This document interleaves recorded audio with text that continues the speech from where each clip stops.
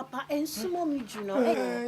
Torí àwọn èèyàn tó ń lọ tó ń bọ̀ ni a dẹ̀ gbọ́dọ̀ wà closer torí àwọn ọ̀rọ̀ tá a fẹ́ bára wa sọ. No. Ṣé fẹ́ kọ́ wọnú mi ni? Ẹ kò sígbà tí ò ní di bẹ́ẹ̀ bá a ṣe ń bá a lọ yìí náà gbogbo nǹkan máa padà wá yí padà sí dáadáa gbára Ọlọ́run. Ẹ sọ nǹkan tó bá fẹ́ sọ náà. Kì í ṣe bẹ́ẹ̀ sórí gbogbo nǹkan láyé tọlọ́run ni o èèyàn ò dẹ̀ lè bo Ọlọ́run mọ́ra. Sídí ayé ò ní bàjẹ́ o kò sí reasons tí ojú fi lè tiẹ̀ èmi ti wo àkọsẹ̀jáyé ẹ̀ torí Ifá ló máa ń choose nǹkan fún mi bó dẹ̀ ṣe ń wò mí ìfẹ́ràn tí mo fẹ́ràn Ọlọ́run mo fẹ́ràn ẹ̀ ju bàá mi lọ wá wò mí ládùúgbò yìí gbogbo nǹkan ni wọ́n ti introduce sí mi tí mi ò ṣe mo ní ọ̀rẹ́ kan òun ló ní igi fúrúùtù mẹ́yẹ ó máa ń kọ́ mi ní ṣìnà mi ò ń dáhùn gbogbo àwọn láńlẹ́dì àdúgbò ni wọ́n ti ṣẹ́jú sí mi ò ń dáhùn torí mi ò mọ̀ nípa ọ̀rọ̀ ká máa gbóbìnrin kiri ṣùgbọ́n igi tí mo bá tẹnu mọ́ ìgbín ni mí màá gún ni Jésù dẹ̀ rínú mi anyway Sídí àwọn àṣírí kan jáde sí mi tẹ́mi gan ò fura Olúwa ló ń kó mi yọ ògèdè ìgbé agbógun gbóró mọ̀mọ́ dúpẹ́ o ìjọ mọ̀ yín mo sì yàwó fẹ́ ìyá àjẹ́ ní tẹ́yìn ń wò yẹn ó ń dọ́kọ ó ń tọ̀ọ́lé ó ń sóògùn adè máa rojọ́ kí n tó mọ̀ pé gbàrà tí mo mọ̀ náà ni mo ti já kúrò ẹ̀yìn kò dẹ̀ mọ̀ mi ò láìkí ẹ̀ rárá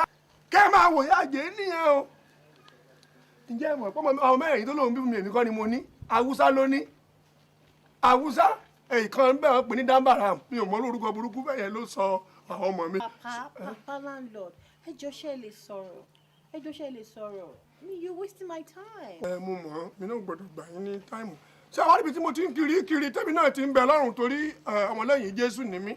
apostolic ni mò ń lọ Fákẹ́yẹ báyìí la wà èjì kan náà lájọ wà àti Pastor Adébóyè báyìí lájọ wà wọn náà wá pray fún mi wọ́n ní ṣe ni mo kánjú wọ́n ní but ìyàwó tí kúrẹ́ kí n fẹ́ kọ́ ni mo fẹ́ ṣùgbọ́n wọ́n ní oore ọ̀fẹ́ sì wà fún mi nígbà tí wọ́n lọ sí ìtẹ̀rí bọ́mi fún mi ìtẹ̀bọ́mi. Papa landlord please go straight to the point ẹ sọ nǹkan tẹ́ bá fẹ́ sọ fún mi ẹ jọ̀ọ́. ẹ kí Ọlọ́run Sídí àti bí ìjọ mẹ́ta tó ti máa ń jáde tó máa ń lọ mi ò mọ tó ń ṣe mí mi ò ní ṣìnà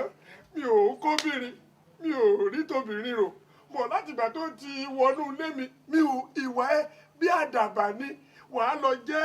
wàá rìn fín Sídí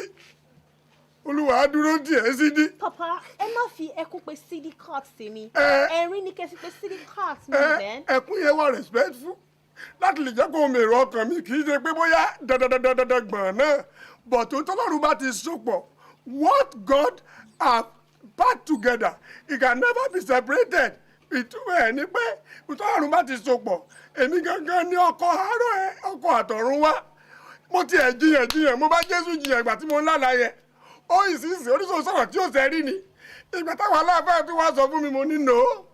I can't date person like you wọ́n ní aláwọ̀ gbọ́dọ̀ wí ní àtì ẹ jọ̀ọ́ Sídí lẹ́yìn tiẹ̀ kò sí kankan mọ́ lẹ́yìn ọmọ kò sọ́mọ mọ́ lẹ́yìn tiẹ̀ mi ò nídìí obìnrin mọ́. Papa landlord